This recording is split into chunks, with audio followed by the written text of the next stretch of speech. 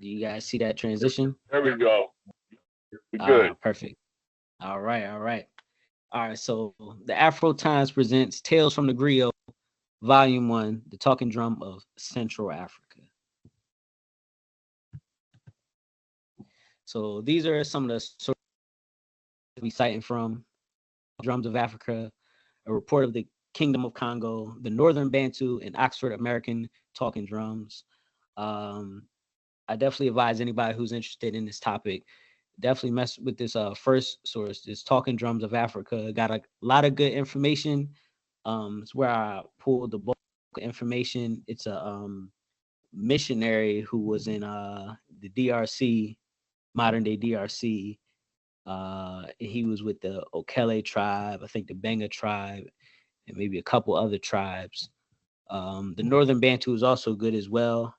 It has a section where it talks about drumming, but it's centered out of Uganda, and it goes into a whole bunch of other different aspects of culture as well. All right, so historical context, Africa's ancient radio. Um, that's a good way to describe the talking drum. You got to look at it as a form of wireless communication to really appreciate it. You know, the fact that it could travel as far as it could travel and bring back information, you know, as quickly as possible.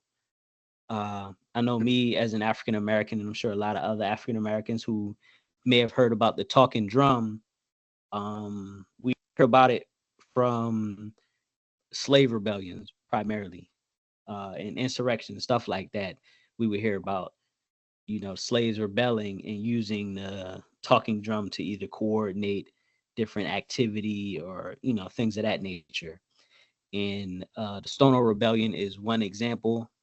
The talking drum's distinct sound played a role in the Stonewall Rebellion of 1793, a significant event in South Carolina's colonial history. There was a point in the Stonewall Rebellion which was carried out by the Europeans, call him Jimmy, African American oral tradition, we call him Kato.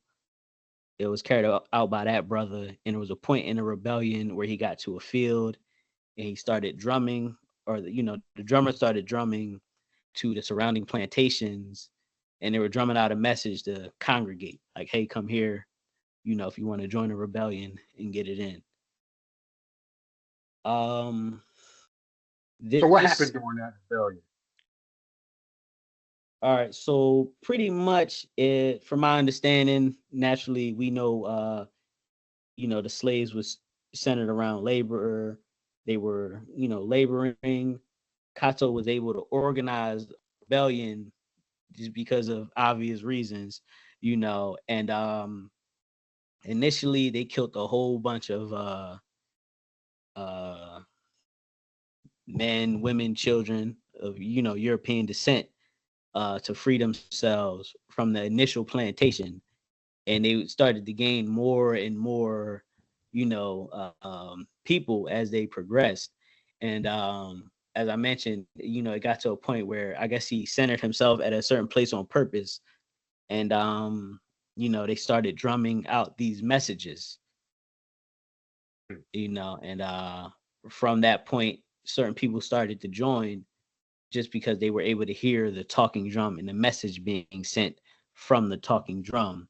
This rebellion was so prominent and so successful, and I mean, unfortunately, you know, they were able to be defeated, you know, but it was a stern message to the Europeans that, hey, these Africans are in possession of some type of cultural technology that we definitely gotta get out the way, you know, because who knows what could happen next, and we have no idea what they're doing.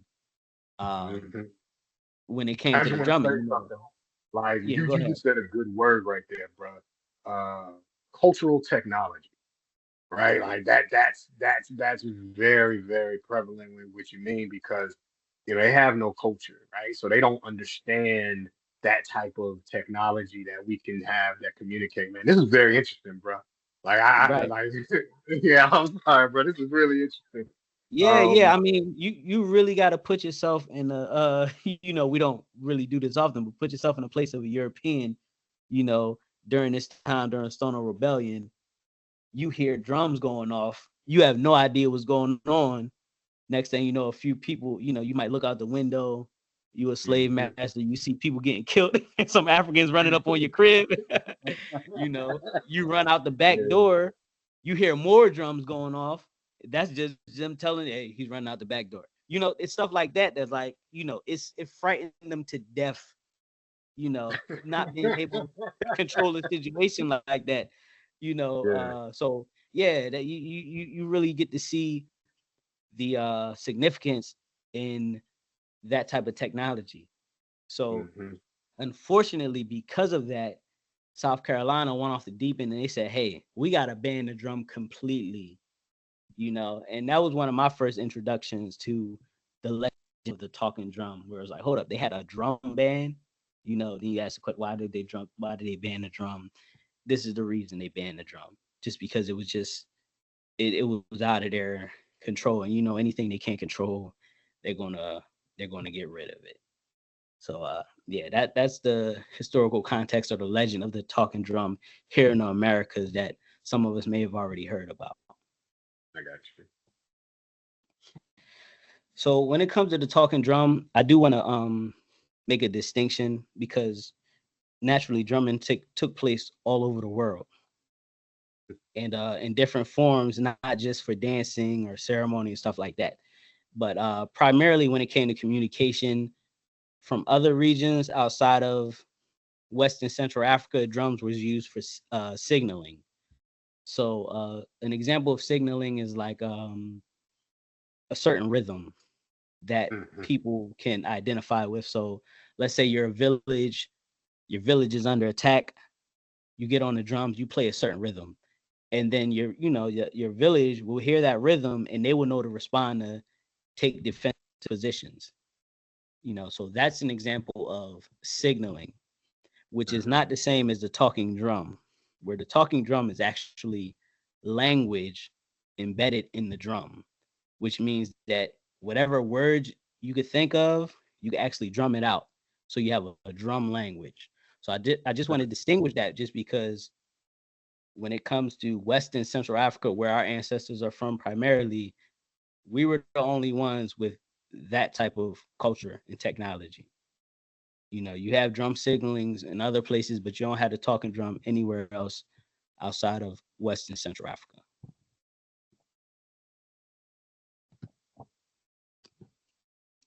So the legend amongst the talking drum, it it definitely grew amongst the colonizers as soon as they touched down and was able to see that they were able to, exchange messages in a rapid amount of time, like way quicker than they could even in Europe at the time. So they were very impressed, and the word of the talking drum begin to spread around the world. So I actually have a couple quotes here. So when it comes to what I have on screen, the Ethiopia's distress, that's actually a steamer, like a boat. So this is what was said in 1881. We in Landana heard of the wreck of the mail steamer Ethiopia, 60 or 70 miles away, 1 or 2 hours after its actual occurrence in Luango, by drum message. A good operator with his drumsticks can say anything he likes upon it in his dialect. The drum language, so called, is not limited to a few sentences, but given a good operator and a good listener, comprehends all a man can say. So anything on your mind, it can be drum. Like I said, this is a drum language. These aren't signals. So these are the type of things that, when the Europeans seen it, they was like, dang, like y'all get to transfer information this fast. So they were able to find out about that drum steamer that went down 70 miles away in just 2 hours of its actual occurrence. This next quote is Admiral B. Lloyd tells of the signaling Sorry, bear with me. Drum of the tribes along the banks of the Arawimi River. Um, he says, I was told that from one village to another, a distance of over 100 miles, a message could be sent in less than 2 hours. And I quite believe it to be possible to be done in less time. 100 miles. So you could spread a message in 100 miles in less than 2 hours. So you start to see the power of the drum and why Europeans started to build this legend of the drum, just because they couldn't get no message to, I mean, I mean, but I 100 mean, miles. it really, I mean, it's really incredible when you think about it. I mean, even in Central Africa, right, where you're talking about the forests and you're talking about the trees and stuff like that, Right. and how it went through that, like all the sound waves went through all that kind of stuff, and Yeah, that's still true went too. miles like that. That's that's very that's something to really kind of be in awe about, right? Like that's Right. something Yeah. very. Yeah, that's a good point too. All the foliage and stuff like that in a way. But when you read about these different accounts of the drum, they kind of give the impression that, it's being drummed out and then 50 miles away they're able to hear it, or but in actuality, the talking drum really was efficient based off of a relay system. So Okay. one village would start drumming, and then a village close by would start drumming that message out to the next village, to the next village, to the next village. So it was used, as a relay system. So it could go around the forest, or wherever that hollowed out area that the villages were made from, to make sure that message gets to its final destination. And that's really that's something to think about because like when you're a kid and they make you play that game where you tell a message to somebody and see how it gets around Right. the room, right? Like that Yeah, that's kind of yeah, crazy that the yeah. message actually stayed the same from village to village for miles and miles. Like that's pretty unique. Right, right. Yeah, that's a good point. That's a really good point. Yeah, just to make sure the message stays intact, and then not just that, the message returns with a response or an answer. But Exactly. what I have on the screen now, these are I the think Brother three. Ibaka had a question. Just to My let you bad, know. I can't see. Go ahead, brother Baka. And no problem. Man, this presentation is great. My question is, how important is it for um, the average person within the villages to have this cultural intelligence, right? Such as interpreting the meanings of the drum patterns, right? The drum beating. Right. Because like Brother Dave just mentioned, like the game of telephone, information can get misconstrued. And so you would have to have some type of, counteraction to, what I'm saying, to misinformation. Like, Right. did you read like in the Talking Drums from the missionary? Did you read anything about how the awareness of multiple people in the village would be kind of like in charge of listening and deciphering that information? Oh man, you getting ahead of me just a little bit. Just a little bit. Sorry, sorry. No, no, Okay, no. okay, What I'll okay, say is okay. this. What I'll say is this is they did have like initiation. So you'll be initiated into understanding the talking drum. And the thing about it is both men and women could understand it. So these weren't hollowed out roles or people who can interpret it. And also there were instances where and I think to your point, one thing about the talking drum, and I'm glad you said this because I don't think this is actually in my presentation, is let's say we're in different tribes, and naturally if the drum is synonymous with the language, we might not speak the exact same language. So you would have certain people who were typically what's a good word? I don't want to call them mixed, but remember, who were half Kota, Yeah, half Teke. You understand? yeah, yeah. That's Those just like how A the show multilingual. was talking. Yeah, multilingual people. Yeah. yeah. those people would grow up actually multilingual to the point where when it comes to interpreting drums, they would interpret both languages. Now, those people were definitely special when it came to transferring messages across, tribal boundaries and things of that nature. Uh, but outside of that, like when it comes to Central Africa, this was pretty much everybody could interpret and understand the drum language and reach the same understanding and conclusions of these messages. I definitely agree, brother, because in my humble studies of this subject matter, I really, and not just this particular subject matter of the talking drums, but specifically when it comes to linguistics, everybody was. It's just seeing like even the child knew about five languages, right? Yeah, Everybody was multilingual, and and I got on this journey of trying to figure out like why, right? yeah, And not just why, but even how, right? And then I realized we've been sold a lie, right, in the diaspora, right, by Europeans telling us that we had these tribalistic, what I'm saying, conflicts with each other, right, and we didn't get along with each other, and and all hmm this stuff. But when I do the study, right, when I do the actual studies, I'm like, wait a minute, you see families coming together, tribes mingling and mixing, quote right, unquote, right, coming together, right, right, which living in would the which same would village. living in the same village, right? Like hmm whole systems were in play, right? Like matrilineal or patrilineal, like on purpose, right? So there right, was a need for certain females to get ingrained into a patrilineal system, and there was a need for certain males to get ingrained into matrilineal systems, when they get married and so on and so forth, because it makes the village a lot more prosperous. I'll just say it like that. It's a yeah, good presentation, bro.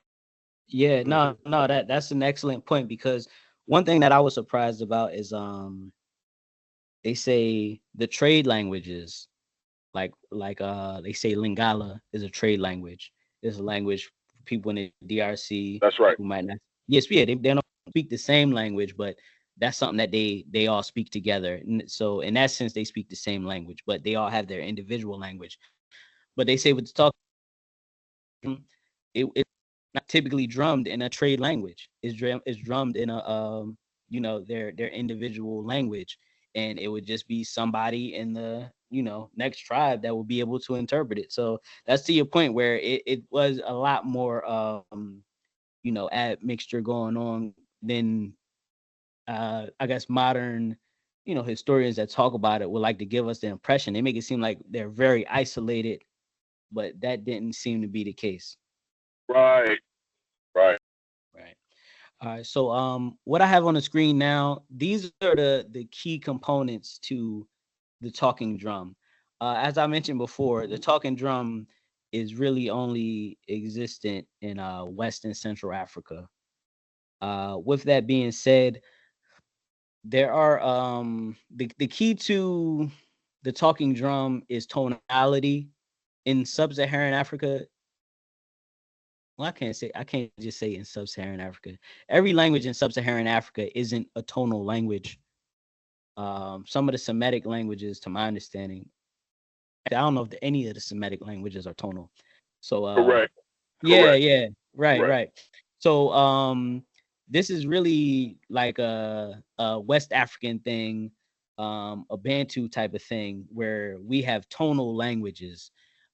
We aren't the only people on the planet with tonal languages. For example, I think Mandarin in China, that's a tonal language. The Japanese is a tonal language. Um, and also, if you notice, like some of those words kind of sound like they could be Bantu words, and some of those Bantu words sound like they could be Japanese words like Misuku or Yasuku or stuff like that, where you really got to emphasize the tonality. Um, so one of the keys to having the talking drum is the tonality. Without the tonality, you can't talk through a drum. So that's one of the main reasons a lot of these places that had drum signals never reached a point of developing an actual drum language, just because they weren't a tonal language. So what I mean that is, you can have a word, but a word is going to have several tones in it that you won't find in European languages, you won't find in Semitic languages, so on and so forth. I believe there are some Native American languages that are tonal as well, but they don't have a talking drum though. So tonality is the key component to having a talking drum. Beyond that, after you have tonality, which can be implemented in a drum, you have syllables. So naturally, Afro times, that's three different, syllables. Um, but beyond that, the last component is determinative, because naturally, if somebody's drumming to you, they can have the same amount of tones. They can even have the same amount of syllables. So if you think of um, a Bantu dictionary or what have you, if you were to break things down into tones and syllables, naturally there are going to be multiple words that have the same amount of tones and the same amount of syllables. So with that being said, when it came to communicating, they would need some type of determinative to be able to distinguish between one word and another word. So, for example, if Afro Times was an indigenous Bantu word, but that word had the same amount of tones and the same amount of syllables as the indigenous word for the moon, we would need to add certain determinatives throughout the sentence. So it's a lot like hieroglyphics, where hieroglyphics, they say they're a lot of the words are the same, but they need determinatives to distinguish what exactly are you talking about. Are you talking about the water, or are you talking about the sun, or you got the same word. So Do for you know example, what? I'm sorry, go ahead. Yeah. Do you know what were the main messages that were sent? Yeah, I actually got that in a couple slides, the main type of Okay. messages that were sent. Yeah.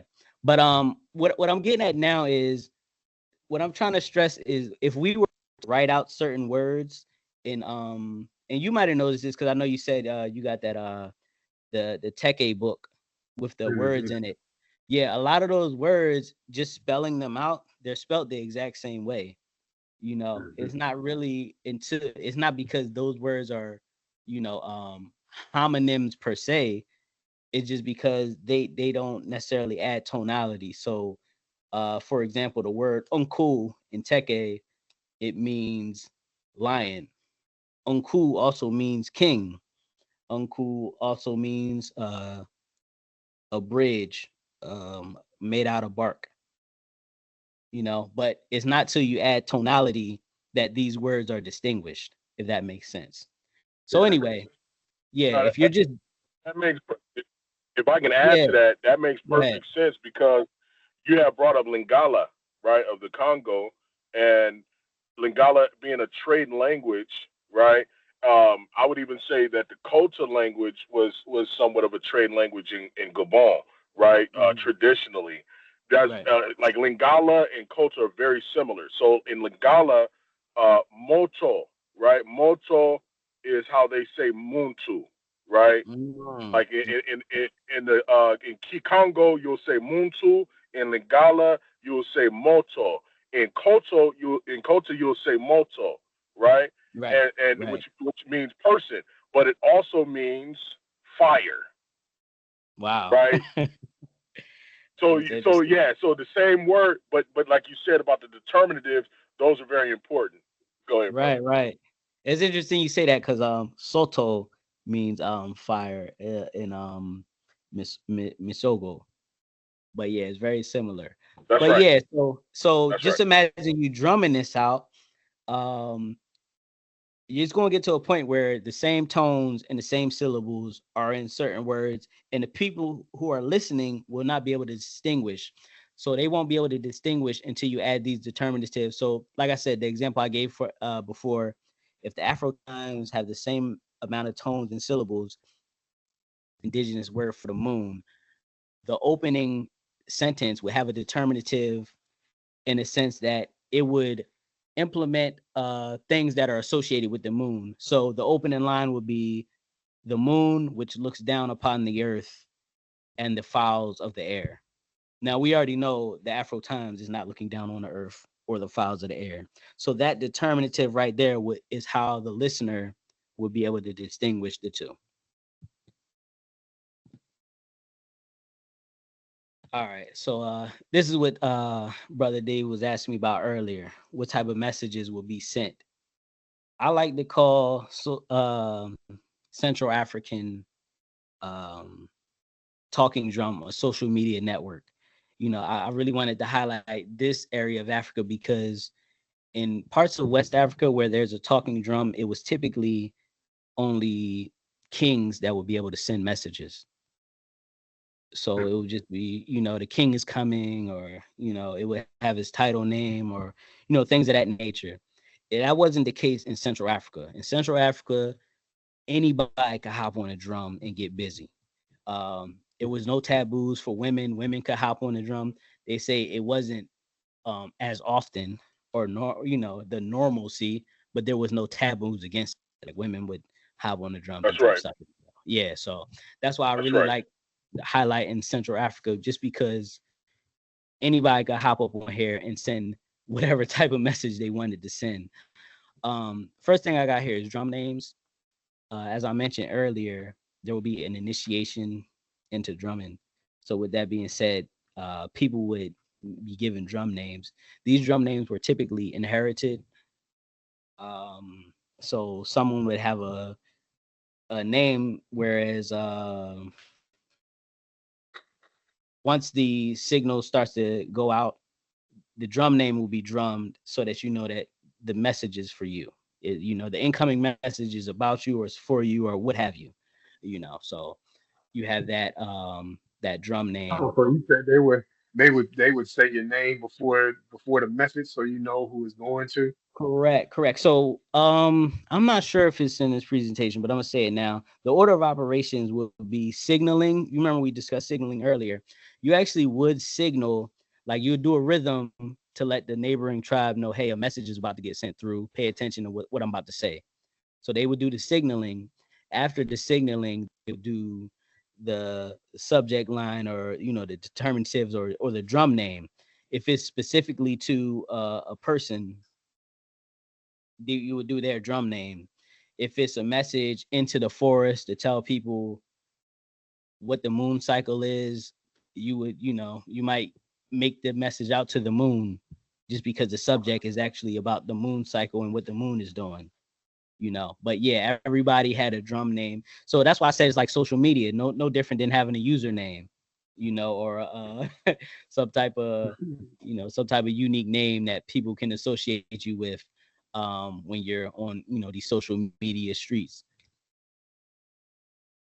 So the type of messages that will be sent out, you have birth announcement, but not in a sense of like every time a child was born they would drum. No, this when I put this up here, that's more for like let's say brother Ibaka is out fishing and his Mhm. wife is in labor and the child is about to be born. You would send a message to him like, hey, yo, your baby about to be born, you might want to come back. you know so you would have that type of drum message go out, and that would happen quite often if the man was out hunting or doing whatever. But when it comes to birth, the only message that would just be publicized or announced is the birth of twins. In Central Africa, they're really, really big on twins, to the point where like twins are held to a very, very, very high esteem. If you're a twin, you're going to be well seated in whatever tradition you're a part of. If you're the parent of a twin, um, man or woman, you're going to be well seated in whatever. People going to come up to you, sing songs. But yeah, it's very prominent to and prestigious to have twins. So they would drum for twins. Marriages, they would have drums for not just marriages, but proceeding up to the marriages. You might drum to the village of the woman that you plan on marrying, to make dowry negotiations, stuff like that. Even in some instances, I read that if you were about to get married, and they said some women would run off to the dude they're going to get married, before the other family finished paying their dowry, and then the father would be hop on the drums like, yo, they ain't pay me my money. Is it like that? Like it ain't really go into detail what happened after that, but yeah. So apparently dowries weren't always paid in full before the woman, joined the man. Sporting events, you have drums. You have drums to alert people that the event would take place, but even also during the event, people would drum. People would drum. Kind of like if y'all are familiar with like Rucker Park, they would drum in that type of sense. Like somebody stepped up. Like one of the messages I read was like something along the lines of, yeah, he steps up with pride. He calls out his challengers. No one wants to see his, stuff like that. So they would drum to alert people that the event is taking place. They will also drum as the event was taking place and kind of give highlights and breakdowns and, stuff like that. And I thought that was really cool. Yeah, that is pretty. Ganga rituals. So naturally, if the Ganga, or if you're not familiar with the Ganga, it's similar to like I'm trying to think of a word that's not like, let's say a shaman, a shaman, or a spiritualist. When the spiritualist is doing rituals, they would incorporate the drum. And let's say they're one thing I read about is if they're performing some type of ceremony or healing at a river, they would drum out, yeah, and let the disease exit you and make its way down the river, and they would drum that out, kind of to add an extra layer into that ritual. The last one is comedy. Like, yes, people would hop on the drums and make a joke, and I thought that was really, really cool. And this is a quote. It says, Crawford in his book, Back to the Long Grass, referring to the talking drum, Mondo of the southeastern Congo writes, not a dull, senseless rubber dub, but a drum with a wagging tongue, with a tongue wagging out even gossip. A drum that, provided you do not crack it, can actually crack a joke again and again. Across some miles, you can hear from a group of silent Negroes a burst of laughter. They are laughing at the pleasant wit of Mr. Mondo 5 miles off. So somebody could get on this drum and just start, like I said, it's no different than a social media or a Twitter or what have you. You get on this joint, you start drumming out a joke, it's go for miles and miles and miles and miles to the next village, to the next village, to the next village. And everybody's getting a good laugh out of it. One thing I did read is that like you could like naturally, like you could crack jokes on somebody specifically, and they said that sometimes it could lead to like a fight. Like, could you imagine somebody making fun of you? Yeah, like boy, like 20 miles away, and he making a joke about you, and Everybody you know got to about think of, it. Everybody, yeah, all the everybody knows different villages that heard that, like. That's one of the reasons. That's one of the reasons why people don't consider me black most of the time, because I don't do the joking, right? Because I've seen it turn into something that it should have never turned into. So I don't. They call it what is it, signifying? The African American culture of signifying and cracking jokes and just saying all this stuff, man. I can't do it, bro. And I always tell brothers, yeah, don't do me like that, because I don't do you like that, man. Yeah, like I get humor, but yeah, it can turn into something else, man. word is bond. And that was actually in the book where it said like certain jokes, like certain people would take it real serious, and the Europeans they were saying like the jokes weren't really cutting deep. They were in, I guess in layman's term, they were just joking about the shape of the person's head. He said something that seems insignificant to us was a big deal to them, and that type of stuff could turn into, you know, something more than it should. But I just thought that was very interesting, just because, you know, this type of stuff that you know, we kind of engage in now, just cracking on each other, making jokes, and definitely like the shape of people's heads, like, you know, that's like Yeah, like with Chris Rock and Will Smith. yeah, yeah, yeah. I mean, it could turn into that. Yeah, I just really like the idea of, like, you have an incoming message, everybody listening to it, and then everybody just bust out laughing. It just They shows sitting a certain around like side of, you sitting around a group, y'all sitting talking and enjoying yeah, life, and somebody just somebody is sending a drum message about you. right, Everybody looking at you, while everybody hearing and just looking at right, right. Yeah, they say typically the person who was made fun of will hop on a drum and send a message back like, oh "Yo, yeah, bet. I ain't even do nothing to deserve that type of, you know what I mean? Like, why you coming at me like that?" But yeah, yeah, they will respond on the drum as well. All right, so I wanted to include different forms of communication. Naturally, horns, they're a form of signaling. So naturally, if somebody blew a horn, it could signify, hey, everybody congregate. The horn is blown, or the king is coming, or, you know, these are forms of signaling. Not so much forms of communication as complex as the talking drum. Whistling, from what I read, whistling was used in the same type of way that the talking drum could be used. As far as tonality, they were able to incorporate the tones to Yep. correspond to their language. Specifically in that first source I referenced, they said that's real big amongst the Igbos. That the Igbos could do that very, very well. Where the person's guide was just guiding them through the forest, and he was whistling along the way, and he said the European was getting real nervous because he wasn't sure if he's being led into a trap or what, because he said the whistling was so detailed. um, and then the lute was a stringed instrument. It's really like a little guitar or a banjo, if you will. And they said that they could communicate through the lute.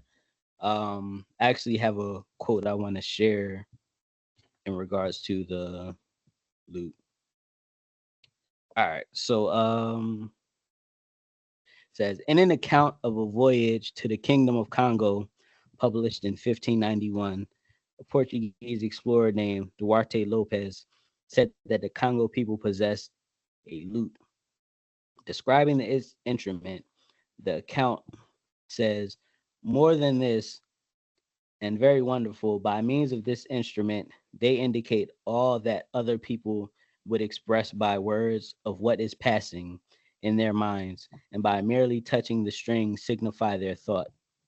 Did someone try to see the Sese trick on Duarte Lopez? What he's referencing in regards to the Sese trick is there was this game that the missionary said they played on him, where it was like they gave him a coin, and then they formed a circle around him, like 10 different people. They told one of the people, get out of the sight. Like, I mean, go somewhere where we can't see you and you can't see us. And they gave the missionary boy, they gave him a coin. And they said, hide this coin wherever you want. He put it in one of their pockets, and then they called him back out. And then once they called him back out, the guy started playing the lute. And then as he's playing it, the gentleman is walking around, and then eventually he stops right in front of the person who he gave the coin to, and he was able to say it's in his pocket. Basically, he was able to communicate with him. That's how the game worked. Like, he was able to communicate with him through the lute. Now the author said he wasn't able to detect any type of changes in the playing of the lute, but then he was able to ask them afterwards, like, yo, how did y'all do that? And he explained to them. They explained to the missionary that we was talking to him through the lute. We were saying, hey, you went too far. you got to go back, you right in front of it, stuff like that through the loop. So that's what he was referencing. Another thing I want to say in regards to tonality, because like that guy said, he wasn't able to pick up on any changes as that loop was playing. I actually had like a I got this sister out there who I talked to and get information from, and she was telling me about tonality, and I wanted her to tell me, hey, could you say, how we talked about before, these words that are spelled the same but apparently have a different tonality. Can you say these different words in the tones so that maybe I could hear the difference? And I'll be the first to say I could hear zero difference. So when it comes to tonality, that's something that you actually have to train your ear on. You'll think you'll be able to, be able to pick up on tones easily, but nah, you actually got to train your ear on it, and even twice as hard if you're going to speak it. I was YouTubing a video where a guy was saying the same thing about Mandarin, where somebody teach him to speak Mandarin and to emphasize on the tones. And he said he kept saying the same word and he thought he was saying it right, but the guy was like, nah, you're not using the right tone. So it's something that comes with training your ear. So you could definitely do this type of stuff right in front of people, whether it's the lute or the talking drum. And if they don't have trained ears, they won't be able to distinguish when the tone is varying. Actually, quick question for you, bro. Sure.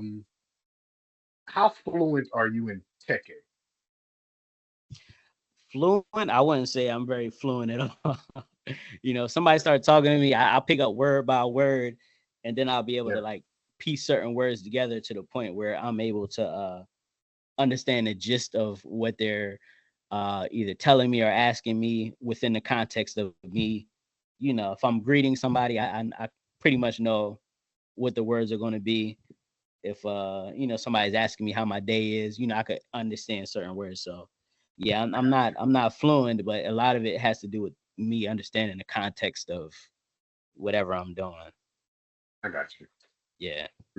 All right. So in conclusion, the talking drum is the world's oldest form of complex wireless communication, long before the use of cell phones. The legacy of this cultural technology left an imprint upon the daily lives of West and Central Africans, and even aided Africans in the Americas. Although the legacy of the talking drum died out shortly after its use in America and led to a drum ban, the stomp drum thesis suggests that these prohibitions gave rise to a substantial form of percussion, most notably tap dancing. The thesis posits that the conversation tapped out by two performers is a survival of the African telegraphy, known as the talking drum. And that's it. Man, great job, bro. Yeah, I tell you that. Wonderful. Thank you, man. Yeah, Wonderful. Wonderful. that was really good, bro. Um, I appreciate it. so how do you think how can and I just want to ask you a question. How can we utilize codified music or sounds now in Mm. our day? That's a really good question because from what I'm understanding, as I mentioned earlier, the talking drum, the basis of it is the language. So Hmm. if the language is dying out, what do you think the drum, the drum is Yeah, even worse shape. So um it's really just about you have to preserve the usually just language first. yeah, that you start with the language, and whatever you can preserve after that is definitely a plus. But yeah, it would definitely start with language. Just focus on the language, and then you'll be able to make some magic from there. I got you. So let me ask you another question. Do you know anybody currently that plays the talking drums? Yeah, that same sister, she was explaining to me how brother from the Fang, I think he's Mm, a professor. He actually teaches the talking drum. Um, in the same way that we're talking about preserving, he teaches it in a Mhm. sense of preservation, just so that it doesn't die off. But outside of that, nah, really. Now I'm thinking about, I never really asked my Tech A family, uh, how are they on the Tech A, on the talking drum? Are they still, is it prominent in their culture? But as far as I know, that's the extent of it. People just trying to preserve the tradition. I got you. Got you. Brother Ibaka. Oh, I think there you go. He just joined it in again.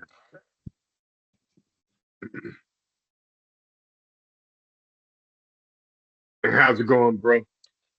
You hear us?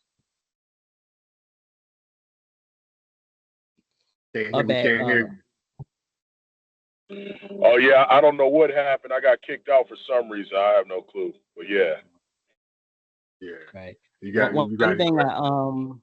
my bad. One thing I actually left out was in the marriage is there was a romance element of the talking drum.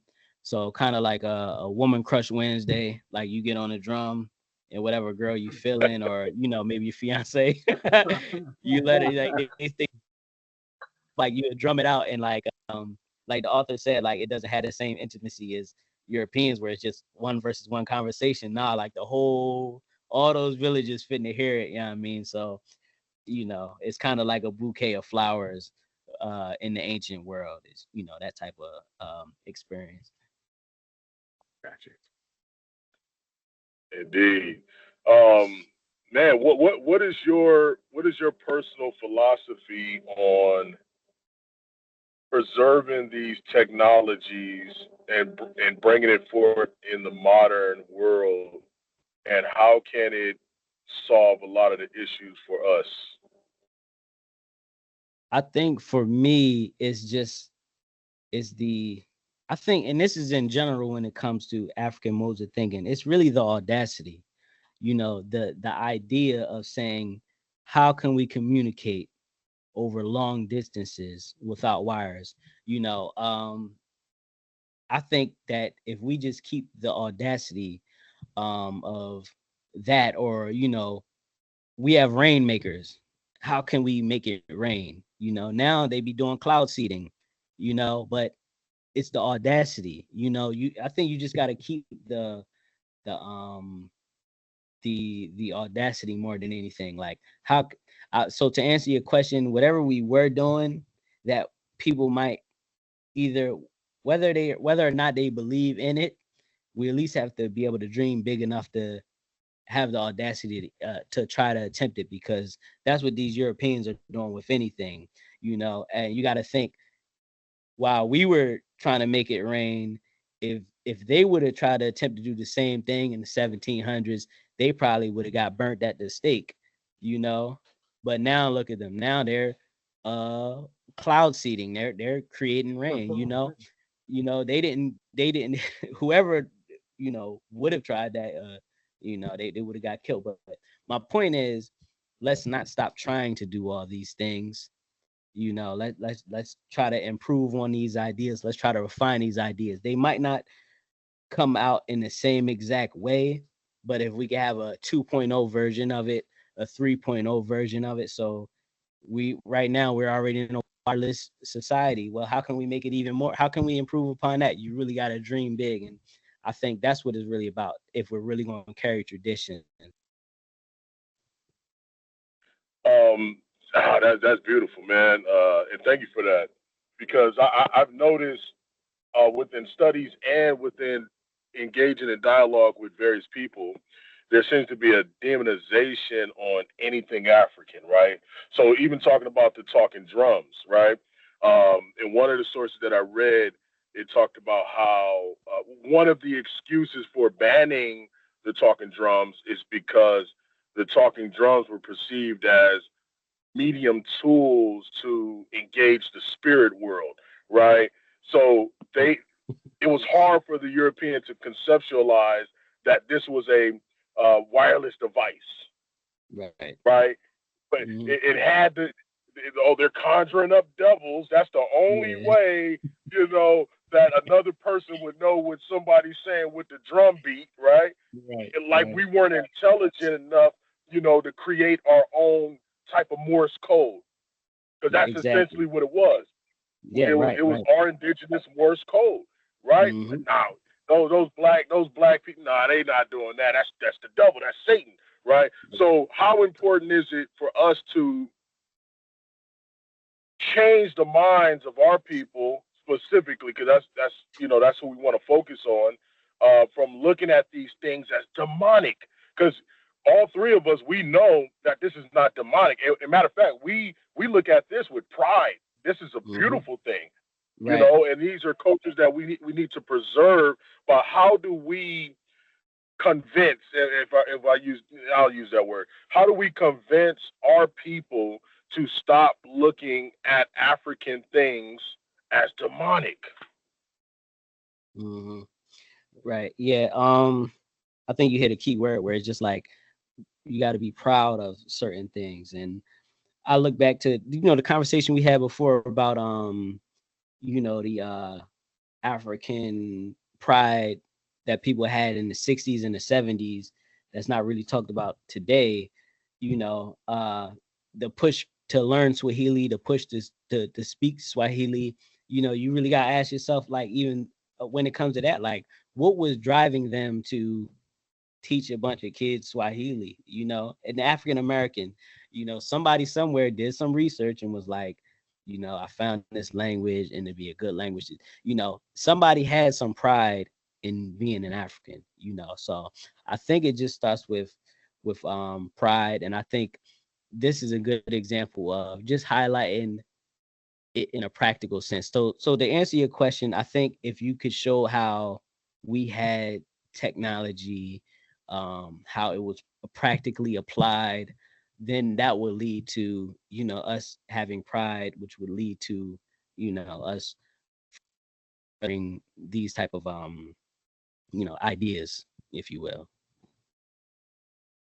Studying the Teke, brother, have you gained an appreciation for the cultural practices, and matter of fact, have you learned that, studying Teke, have you learned that the things that can be perceived as frivolous are actually practical? Have you Mhm. learned that personally? Oh, absolutely, absolutely, definitely. I remember I had the opportunity to interview the Queen, and she was telling me about how they actually practice mummification. And I was like, wow, mummification going on in sub-Saharan Africa. That's very impressive. And I asked her the question. I was like, well, you know, why do y'all mummify? Like, that's like the $1 million question, because in Egypt they would say it has something to do with the afterlife and preserving so that he's better in afterlife or what have you. And she was just like, well, after the king passes away, we have to present his body to a whole bunch of villages. So he has to actually go on a long journey. Now technically, if you think about it, that actually is the afterlife. Like, after his life is over, he has to, go on his journey from village to village. And that kind of opened my eyes up to the practicality of them embalming and mummy wrapping and taking it from place to place, and stuff like that. It led me to understand that certain things are actually more practical than a lot of these Western scholars would lead us to believe. It made me double back on, like, now think about it. I don't know why the Egyptians were mummifying. I definitely can't believe a European just because he say whatever. I think I get better answers from people who are actually African and practicing this type of stuff. But yeah, I think practicality. The more you delve into um, African spheres of thought, a lot of things that look like what Bonsan say, spooky actions in the distance or something like that. It does look, a lot of stuff looks spooky from afar, but then once you get up close, practical That's right. these things are. Yeah. Side question, real quick. I know Brother Dave probably got something to ask, but side question: how important would it be to study um, ancient Egyptian culture in revitalizing certain elements in Central African culture? Because one of the things I've noticed, right? So, like you brought up the Queen talking about mummification, and then the majority of Central Africans they used to practice bone keeping, right? So, like the Kota, they'll leave the bones in the Yeah. forest for a year. That was the mourning period, right, for the family and the community. And then once the bones are dry, you'll gather a special part, right, of the skeletal remains. You know, whether it's the top of the Mhm. skull, the crown of the skull, or maybe even a Mhm. femur. You know, things of that nature, or even a whole skull. Um, because, like you said, like that is the afterlife, right? Yeah. It's associated and attached with your good character, right? Like your Mhm. good character is what remains here on earth, right? And like in ancient Egypt, right, or Kemet, your good character is considered like your double, Mhm. right? Your double self, right? So when the Yeah. body deceases, your character remains as a witness, right, to the community, right? It still teaches the community. Like when people, think about, you or your name is mentioned, you're still teaching the people. Like how Right. important would you think, personally, would you think the study of ancient Egypt can benefit Central Africa? Not because we're trying to copy, right, Mhm. ancient Egypt, but can it help us in unraveling some of the confusion? Yeah, I think that you hit it on the head. Like, really, Central Africa can do a whole lot more for Egypt at this point, in my opinion, than Egypt can do for. Well, I mean, well, yeah, I'll say that it can do more, but I think it's also mutual in a sense where you can delve into certain concepts of ancient Egypt, and only thing is when it comes to ancient Egypt, the people who kind of brought it to us are, you kind of got to question, were they too modernized in their thinking when they brought it to us? That's why I said I feel like Central Africa might be able to do a bit more for ancient Egypt than ancient Egypt can do for Central Africa. I felt like certain I uh agree. yeah, certain, you see what I'm saying? Like certain concepts that they may have conceived I of, agree. that a lot of it is practiced in Central Africa, and it's still practiced to this day, to the point where we could ask certain questions and we could get to the bottom of certain concepts, and we could kind of clarify what it was that they're doing, what they were doing in ancient Egypt. Have you read Bantu Philosophy by Placid Temples? Bantu philosophy. Let me see. It sounds familiar. I have a bunch of Yeah, from it was a priest. I believe he was a Belgian priest. He was in the Congo, and he did a survey on the cultures in Congo, and he realized that the Central Africans had, or the Bantu people had, a actual philosophy. And the reason why I'm bringing him up is because one of his colleagues, who was an Egyptologist, reached out to him and told him that Temple's work on the Bantu philosophy and culture is helping him with his Egyptological studies. Right. mm, This was a mainstream Egyptologist who said, because of the Bantu philosophy research, that he was able to decipher and understand Egyptian wow. culture. Wow. Yeah, Yeah, yeah. See, and that's exactly what I think I was getting at, just because there's no way that I'm not trying to take because I like to approach things scholastically, and I don't like to approach things from a race-based perspective. But if they've been so entrenched in Christian culture and things of that nature, and then they go delve into Egyptology or different temples and all that encompasses ancient Egypt, it's really hard for me to fathom that they won't trip over their shoelace when it comes to that type of stuff. Like I feel like a historical comparative study with other African cultures and traditions would really shed light on what exactly was taking place there. I think there's a whole lot more work to be done in that field from a Afro-centered perspective. Agreed. Agreed.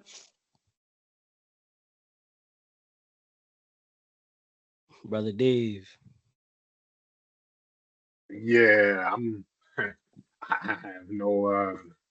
I don't think I have any questions right now, man. I'm just kind of really trying to think about everything I just learned. Nah, it's all good. It's all good. But what I did want to say is kind of like what we was touching on earlier, where there's a lot of misinformation and a lot of people who have certain understandings of history that are kind of counter what the evidence is. That's one of the main reasons I want to touch on this, because I feel like this subject showed the continuity. You have people over here drumming out messages, and you get to ask the question, well, where did they get that from? We know that there's no other place they could have gotten it from. This only took place in West and Central Africa. So I think it'd be credit to people who are maybe caught in a certain way of thinking to consider this type of information. Yeah, such as the engines, the black engines, right? Where did you get that drumming culture from? You didn't get it Right, from. right. It's not indigenous here, so Yeah, and if you want to accept that ideology that you're a black engine and all that stuff, then guess what? That means that the majority or the bulk of your culture, quote unquote, is derived from Africans. So why are you practicing African culture like hip hop? right. I'm gonna be real. Hip hop. There shouldn't Yeah. be any black person who claims to be an Indian, bro, sitting around listening to hip hop, bro, Mm-hmm. and bigging up hip hop. That's an African thing from the griots or the griot, right? Yeah. And Yeah. the different babalaos, right? Mm. With the because it all started from the call and response, Yeah. right? Call and response is an African concept, right? And so like when hip hop first started, you had the MCs. They weren't rappers yet, but they were orators, right, on the mic, Mm-hmm. bigging up the DJ. Because at the time, the DJ is like the drummer, right? The Yeah, DJ is the drummer. the DJ was the dude that was hot.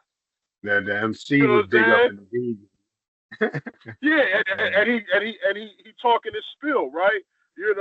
And getting the crowd hype, and that's an African thing, man.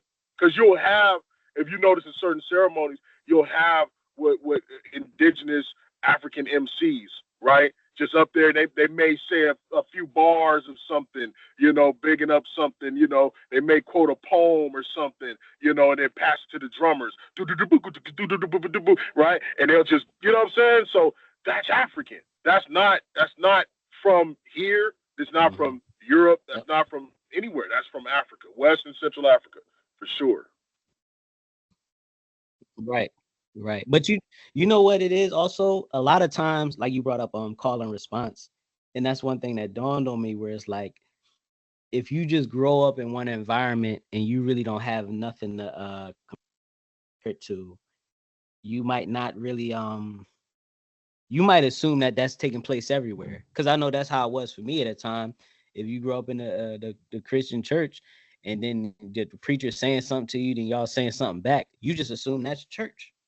That's church everywhere. But then True. That's the true. more, That's true. yeah, the more you understand, or but how many people are like really visiting a bunch of either Catholic church or You go to a Pentecostal church where they that where they ain't influenced by black folk. Like a lot of that stuff you're not going to be there. And that's when you come to terms with the fact that hey, this actually came from somewhere, you know. But yeah, I don't think a lot of people compare.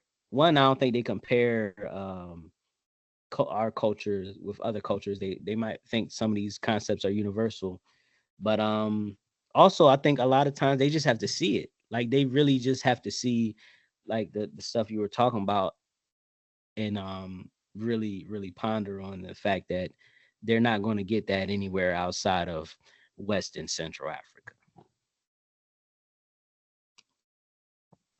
No, that's right. Yeah, that reminds me of I forget his name. He was the he was the founder of the Church and God of Christ organization. I forgot his name. It's gonna come back. It's gonna come to me soon. But a lot of people didn't know because the Church of God of Christ, they're considered a holiness movement, right? So to Oh, them, like if you talk the to them holiness now, movement that they're was out like, of Philadelphia. Yeah.